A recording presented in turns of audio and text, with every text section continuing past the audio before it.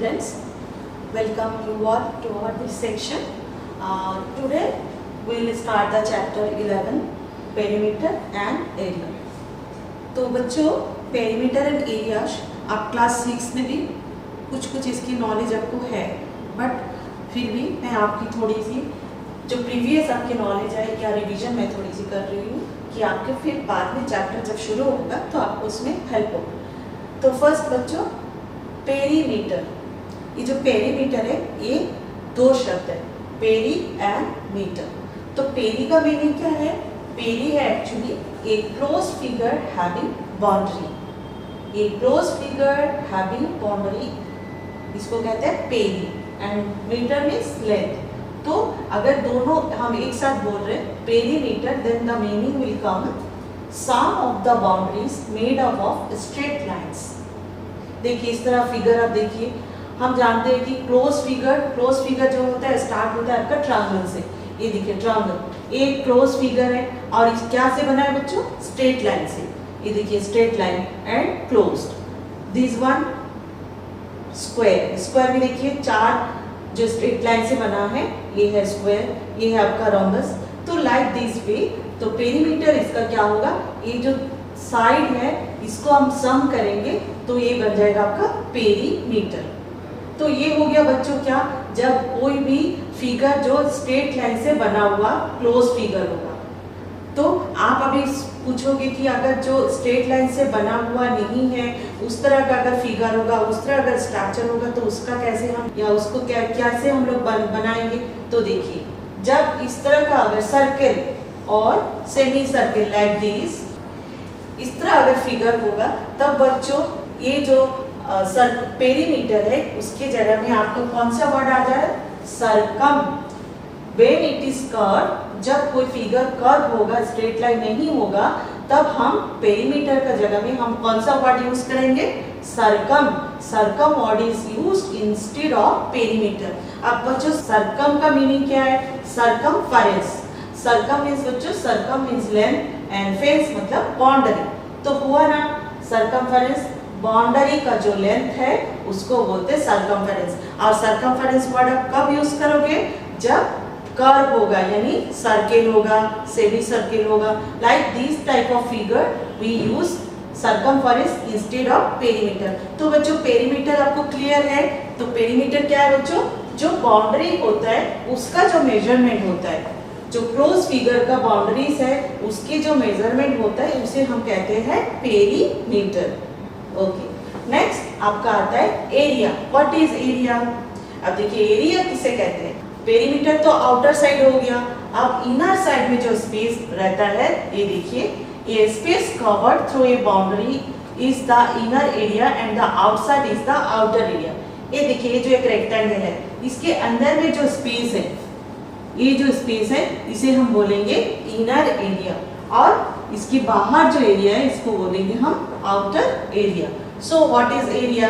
Area is the space covered through a boundary is the inner area. तो कोई भी close figure का अंदर में जो पोर्शन, जो स्पेस है उसे हम बोलेंगे एरिया।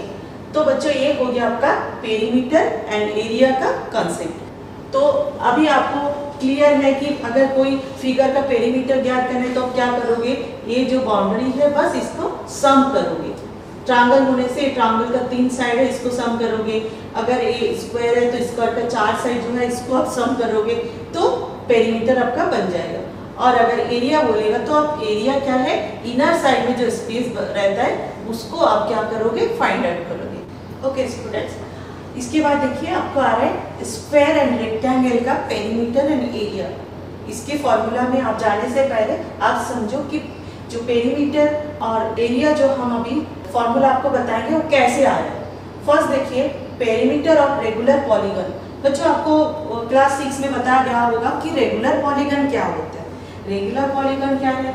रेगुलर पॉलीगन है जिसकी ऑल साइड्स आर इक्वल, इसके all sides are equal and close, these are called regular polygon. जैसे कि देखिए इक्विलैटरल ट्रायंगल, इक्विलैटरल ट्रायंगल का आपका तीनों साइड इक्वल है, so this is a regular polygon. Also square, square का भी चारों साइड इक्वल है, so this is also a regular polygon. Likewise rhombus, rhombus का भी आपका चारों साइड जो है इक्वल होता है। तो ये भी एक हो गया आपका रेगुलर पॉलीगॉन। तो एक रेगुलर पॉलीगॉन का पेरीमीटर क्या होता है बच्चों? Number of sides into length of each side. Number of side into length of each side. तो देखिए नंबर ऑफ साइड, जैसे कि ट्रायंगल, इक्विलैटरल ट्रायंगल, इसके कितने आपका साइड होगा बच्चों? 3 साइड्स होगा। Okay, then 3 into length of each side. अब इसको देखिए, अगर हम लोग इसको ए और ए करेंगे तो यहाँ पर क्या हो जाएगा बच्चों?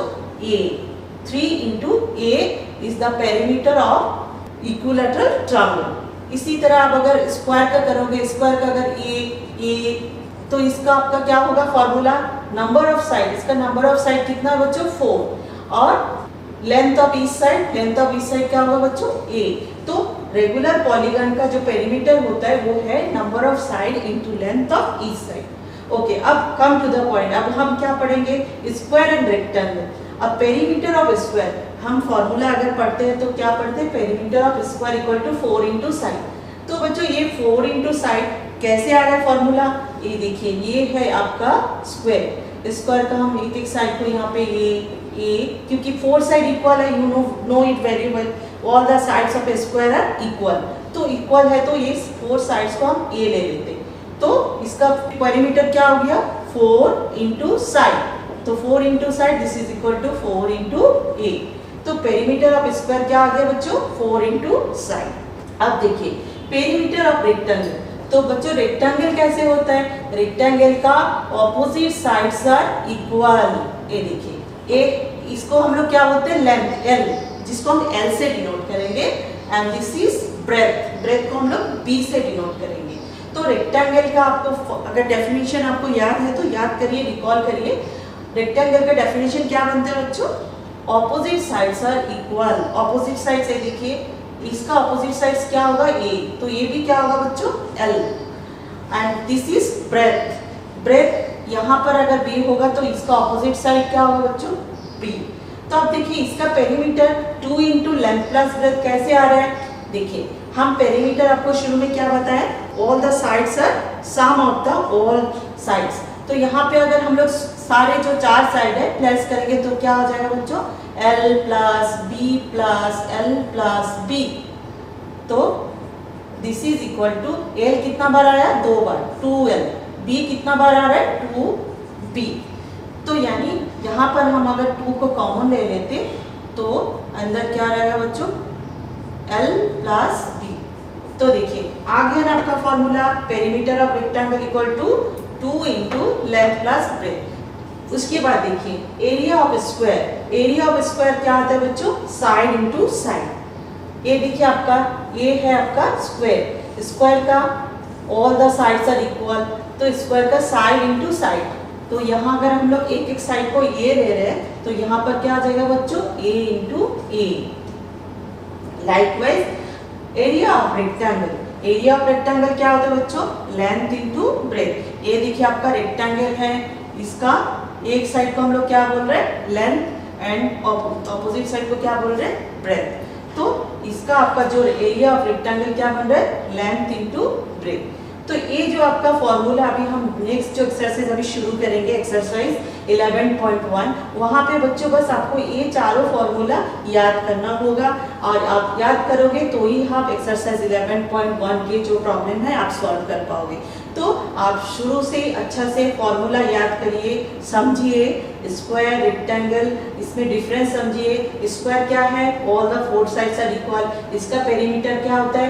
4 इंटू साइड। इसका एरिया क्या होता है? Side into side. आप कंफ्यूज मत होइए, ध्यान से इस जो फॉर्मूला है उसको मेमोराइज करिए, तो आप इजीली प्रॉब्लम जो आता है आप सॉल्व कर पाओगे। रेक्टेंगल का पेरीमीटर क्या होता है? 2 इंटू लेंथ प्लस ब्रेथ। अब देखिए इसका जो कैसे डिराइव हुआ वो भी मैंने आपको दिखा दिया है कि पेरीमीटर ऑफ रेक्टेंगल किस तरह आता है। डिराइव करके आपको फॉर्मूला कैसे आ रहा है वो भी देखिए बच्चों, आपको हम यहाँ पे शो किया है। उसके बाद एरिया ऑफ रेक्टेंगल क्या होता है? Length into breath. तो ये जो 4 फॉर्मूला है ये आप नेक्स्ट अभी 11.1 एक्सरसाइज आप जो प्रॉब्लम होगा ये चारों आपका जो फॉर्मूला है आप इसको यूज करके करोगे।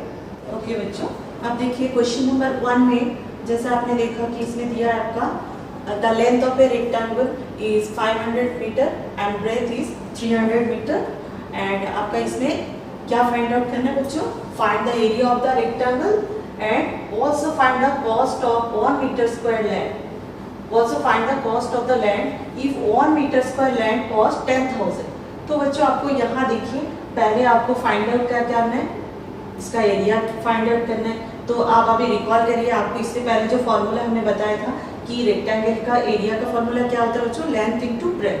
तो फर्स्ट आपका काम यही होगा कि आप पेंसिल ले और स्केल ले, जब भी आप पेरीमीटर एरिया का आप सॉल्व करते हो तो इसका रफ स्केच बना लीजिए। आपका राइट साइड में क्वेश्चन जब आप पढ़ोगे, पढ़ के आप फर्स्ट आपका काम होगा कि इसका एक रफ स्केच बना लो।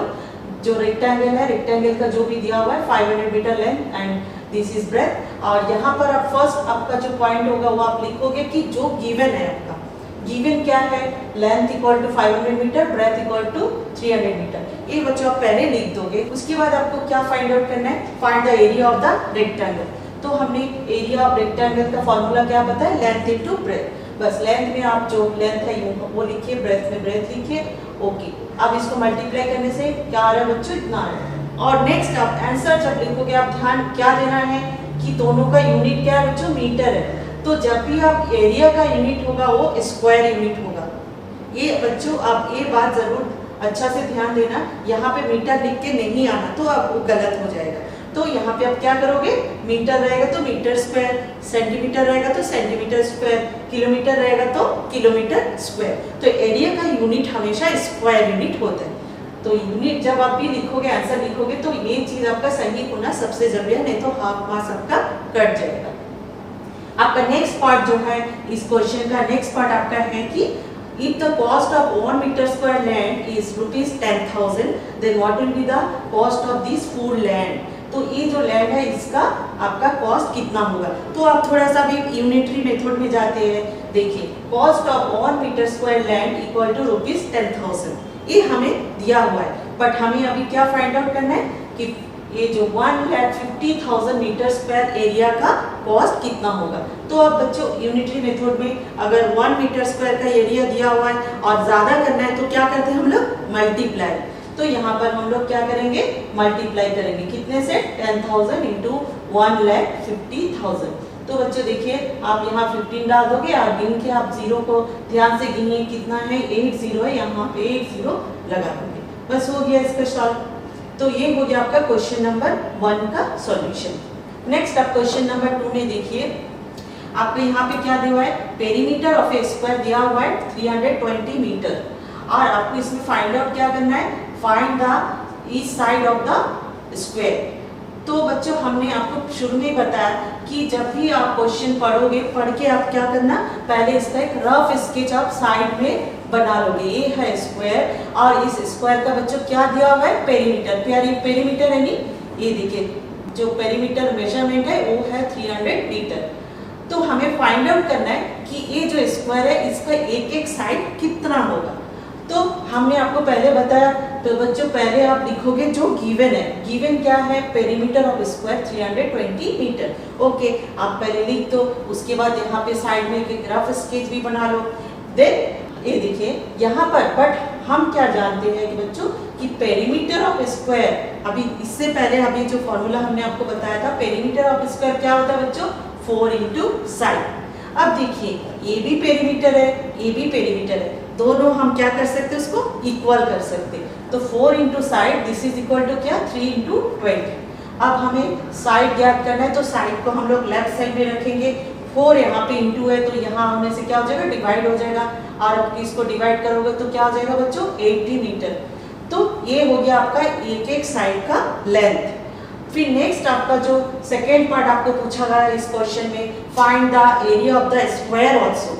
तो इसका स्क्वायर का भी एरिया भी हमें फाइंड आउट करना है। तो अभी हम अगर हम साइड हमको मिल गया तो हम उसके एरिया भी फाइंड आउट कर सकते हैं। अभी आपको रिकॉल करिए कि स्क्वायर का एरिया का फॉर्मूला क्या है?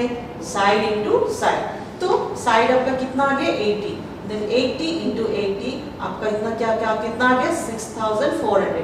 अब आप जब यूनिट लिखोगे तो आप ध्यान से लिखना क्योंकि ये मीटर है तो यहाँ पे स्क्वायर यूनिट आएगा तो मीटर स्क्वायर आ जाएगा। ये हो गया आपका सेकेंड क्वेश्चन का सॉल्यूशन। ओके स्टूडेंट्स, नेक्स्ट आपका क्वेश्चन नंबर 3।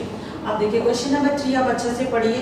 क्वेश्चन को आप हमेशा अच्छा से पढ़ना, उसके बाद आप उसमें फाइंड आउट करना, उसमें क्या गिवन है वो पहले देखिए और क्या फाइंड आउट करना है वो पहले आप समझिए। तो आप इसमें देखिए क्या दिया हुआ है, ए रेक्टेंगुलर प्लॉट ऑफ लैंड, उसका क्या दिया हुआ बच्चों, एरिया दिया हुआ है। Area is given and length is given. आपको फाइंड आउट करना है क्या, find the perimeter of the rectangular plot. तो आप सबसे पहले आप क्या करोगे, रफ स्केच बनाओगे। रफ स्केच में आप रेक्टेंगुलर प्लॉट को ड्रॉ करोगे। ड्रॉ करने के बाद आप क्या गिवन है, जो गिवन है आपको वो पहले लिखिए। गिवन क्या है, area equal to 440 metre square and length equal to 22 metre. आपको फाइंड आउट पहले क्या करना है, ब्रेथ, क्योंकि आप अगर ब्रेथ नहीं पता करोगे तो आप पेरीमीटर नहीं पता कर सकते। तो फाइंड आउट आप पहले करोगे ब्रेथ। तो आप जानते हो कि area of rectangular plot of land क्या है, लेंथ इनटू ब्रेथ। आप यहाँ पे आपका गिवन क्या है, एरिया इक्वल टू 440, तो दोनों आप इक्वल करेंगे, length into breadth this is equal to 440। यहाँ पर आपका लेंथ दिया हुआ है 22 लिखिए। तो हमें फाइंड आउट करना है ब्रेथ। ब्रेथ इक्वल टू यहाँ पर क्या आ जाएगा बच्चों, 440 डिवाइडेड बाई 22 इनटू, तो डिवाइड करोगे तो आपको आ जाएगा 20 मीटर। तो इस तरह करके आप पहले जो गिवन है पहले गिवन लिखोगे, क्या फाइंड आउट करना है वो आप देखोगे, इसके बाद आप शुरू करो। देखिए इसके बाद आपको फाइंड आउट क्या करना है, perimeter of the rectangular plot. तो बच्चों आप रिकॉल करिए, पेरीमीटर का फॉर्मूला हमने क्या बताया था, 2 इंटू लेंथ प्लस ब्रेथ। तो फॉर्मूला लिख दीजिए, perimeter of the rectangular plot of land equal to 2 into length plus breadth. आप देखिए 2 इंटू लेंथ हमें यहाँ दिया हुआ था, गिवन था, ब्रेथ हमने यहाँ पे फाइंड आउट किया। बस यहाँ पे आप उसको बना, यहाँ पे लिख दीजिए, लेंथ के जगह में लेंथ, ब्रेथ के जगह में ब्रेथ। देन इसको दोनों को प्लस करके आप 2 से मल्टीप्लाई करो। एक बात और एक बात बच्चों, पेरीमीटर का आप जब यूनिट लिखोगे तब मीटर स्क्वायर में नहीं लिखना, तब क्या लिखना, ओनली मीटर लिखना, क्योंकि हम इस बाउंड्री का जो पेरीमीटर किसको बोलते हैं, boundary, length of the boundary, measurement of the boundary. तो जब आप पेरीमीटर का यूनिट लिखोगे तो आप सब सिंपली मीटर और सेंटीमीटर और किलोमीटर लिखोगे, बट एरिया जब लिखोगे तब स्क्वायर यूनिट में। तो ये हो गया बच्चों आपका क्वेश्चन नंबर 3 का सॉल्यूशन। नेक्स्ट आप देखिए क्वेश्चन नंबर 4 आपका। क्वेश्चन नंबर 4 आप अच्छा से पढ़िए, रीडिंग करिए। रीडिंग करने के बाद आप देखिए कि उसमें क्या गिवन है एंड क्या फाइंड आउट करना है। आप देखिए क्वेश्चन नंबर 4 में, और आप पेंसिल लीजिए, क्वेश्चन पढ़िए, पढ़ने के बाद एक रफ स्केच भी बना दीजिए। तो इसमें बच्चों क्या दिया हुआ है, the perimeter of a rectangular sheet क्या गिवन है, 100 सेंटीमीटर, और इसका लेंथ भी दिया हुआ है आपका 35 सेंटीमीटर। आपको क्या फाइंड आउट करने बोला बच्चों, find the breadth and also the perimeter of the rectangle. तो देखिए बच्चों यहाँ पे also find the area of the rectangle, perimeter आपका गिवन है। तो फर्स्ट आप लिखोगे व्हाट इज गिवन। गिवन क्या है, perimeter of the rectangular sheet equal to 100 centimetre and also length is given, length equal to 35 centimetre. उसके बाद आप जानते हो फॉर्मूला क्या है, पेरीमीटर ऑफ रेक्टेंगल का फॉर्मूला क्या होता है बच्चों, 2 इंटू लेंथ प्लस ब्रेथ। तो ये हो गया आपका पेरीमीटर गिवन और ये हो गया आपका फॉर्मूला। दोनों का आप क्या करिए, इक्वल करिए, 2 into length plus breadth this is equal to what, 100। तो यहाँ पर आप लेंथ के जगह में 35, ब्रेथ के जगह में आप ब्रेथ आपको फाइंड आउट करना है तो ब्रेथ एज इट इज रख दीजिए। आप देखिए यहाँ पे 2 मल्टीप्लाई है तो यहाँ पे क्या हो जाएगा, 2 डिवाइड हो जाएगा। उसके बाद देखिए यहाँ पे 35, यहाँ पे प्लस है, यहाँ आपका माइनस हो जाएगा, माइनस करने से आपका कितना आ जाएगा बच्चों, 15। ओके, तो आपको ब्रेथ आप फाइंड आउट कर चुके हो। नेक्स्ट आपका सेकेंड पार्ट का आपको क्या फाइंड आउट करना है, find the area of the rectangular sheet. तो area of the rectangular sheet आपका क्या होगा, लेंथ इनटू ब्रेथ। तो लेंथ आपका कितना 35 एंड ब्रेथ आपका कितना है 15। तो आप मल्टीप्लाई करोगे तो कितना आ जाएगा बच्चों, 525। आप ध्यान दीजिए जब आप यूनिट लिखोगे तब आप बहुत ध्यान से करना, एरिया जब आप लिख रहे हो तो उसका यूनिट आप स्क्वायर यूनिट में देना। यहाँ सेंटीमीटर है तो स्क्वायर यूनिट क्या होगा, सेंटीमीटर स्क्वायर। तो ये हो गया बच्चों आपका क्वेश्चन नंबर 4 का सॉल्यूशन। ओके स्टूडेंट्स, नेक्स्ट आप क्वेश्चन नंबर 5। क्वेश्चन नंबर 5 को पढ़िए, क्या गिवन है इसमें कि area of a rectangular part is equal to the area of a square part. मतलब 2 पार्ट है, आपका एक स्क्वायर शेप में है, एक रेक्टेंगल शेप में, लेकिन दोनों का एरिया क्या है, सेम है। अब आपको इसमें आपका और दिया क्या है, जो आपका स्क्वायर है, इसका आपका साइड कितना है, 60, एक साइड 60 करके दिया हुआ है। बट आपका रेक्टेंगुलर पार्ट जो है, इसका आपका लेंथ दिया हुआ है 90 मीटर, बट इसका ब्रेथ आपका नहीं दिया है। ब्रेथ आपको पता करना है, फाइंड आउट करना है। तो पहले बच्चों, हमने हमेशा आपको यही बोल रही हूँ पहले से कि क्वेश्चन को आप पहले अच्छा से पढ़िए, रीडिंग करिए, उसको समझिए, उसमें क्या गिवन है, क्या फाइंड आउट करना है, देन आप इजीली कर पाओगे। तो आप क्वेश्चन पढ़ने के बाद आप देख रहे हो कि इसमें क्या दिया हुआ है, आपका क्लू क्या है, क्लू है area of rectangular park equal to area of square park. और बच्चों क्या है, स्क्वायर पार्क का साइड दिया हुआ है, रेक्टेंगुलर पार्क का लेंथ दिया हुआ है, आपको फाइंड आउट क्या करना है, ब्रेथ। तो हम लोग जो फर्स्ट क्लू है वहीं से हम शुरुआत करेंगे। What is given area of rectangular park equal to area of square park. तो area of rectangular park, area क्या होता है, लेंथ इनटू ब्रेथ, और स्क्वायर पार्क का आपका एरिया क्या होता है, साइड इनटू साइड। अब रेक्टेंगुलर पार्क का लेंथ है 90, ब्रेथ हमें फाइंड आउट करना है। अब नाउ स्क्वायर पार्ट का साइड आपका कितना देगा है, 60 इंटू 60। तो आप बच्चों बी फाइंड आउट करना है, तो बी को आप लेफ्ट साइड में रखोगे, बाकी आप राइट साइड में लेके आओ। यहाँ पे आप 0 0 कैंसिल कर दो, देन 9 से इसको डिवाइड करो, क्या आ रहा है बच्चों, 40। तो अभी जो रेक्टेंगुलर पार्ट है, इसका ब्रेथ आपका कितना आ गया बच्चों, 40। तो आप अगर क्वेश्चन ठीक से नहीं पढ़ोगे, नहीं समझोगे, तो इतना इजी सा आपका सॉल्यूशन भी आपको समझ में नहीं आएगा, आप नहीं कर पाओगे। तो इसीलिए आप अच्छा से क्वेश्चन पढ़िए, क्या दिया हुआ है, कहाँ से क्लू से आप शुरू करोगे, वो आप दिमाग में थोड़ा सा सोचिए, उसके बाद शुरू करिए, तो आपको बहुत इजीली आप आंसर मिल जाएगा। नेक्स्ट आपका क्वेश्चन नंबर 6। क्वेश्चन नंबर 6 में बच्चों आप अच्छा से क्वेश्चन पढ़िए। इसमें बच्चों क्या दिया हुआ है, एक वायर है, वायर आप जानते हो ना, इलेक्ट्रिकल जो आपके घर में रहता है, इलेक्ट्रिकल काम के लिए जब वायर यूज करते हैं, बहुत सारे काम के लिए आपके घर भी होगा। तो वो जो वायर है, उस वायर से क्या है, एक रेक्टेंगुलर शेप बना हुआ है एक वायर से, और सेम उसी वायर से फिर हमने क्या किया, एक स्क्वायर शेप बनाया।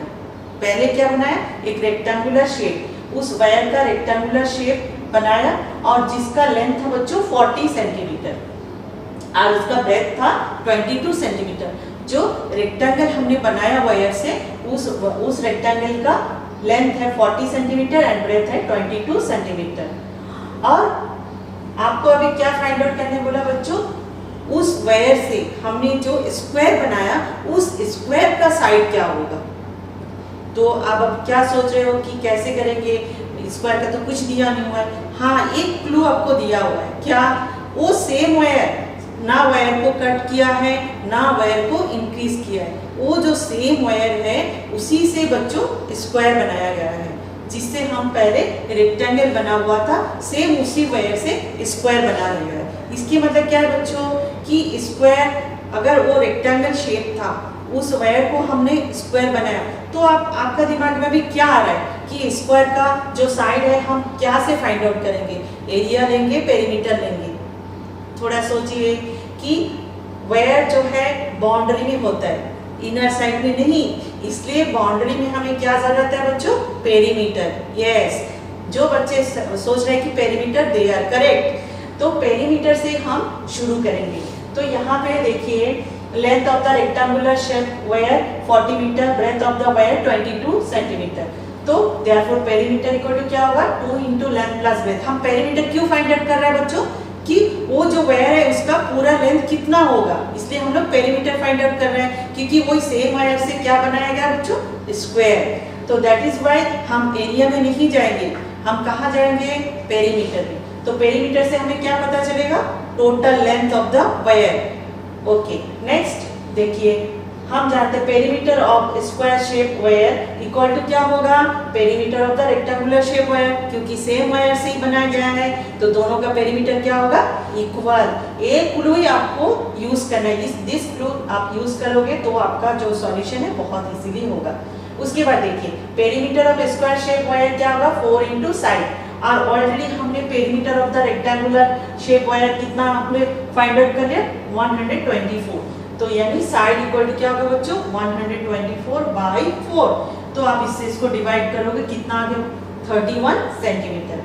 आपका नेक्स्ट जो पार्ट है उसमें पूछा गया बच्चों कि ये जो रेक्टेंगुलर शेप है और जो स्क्वायर शेप है इसमें से किसका एरिया ज्यादा है।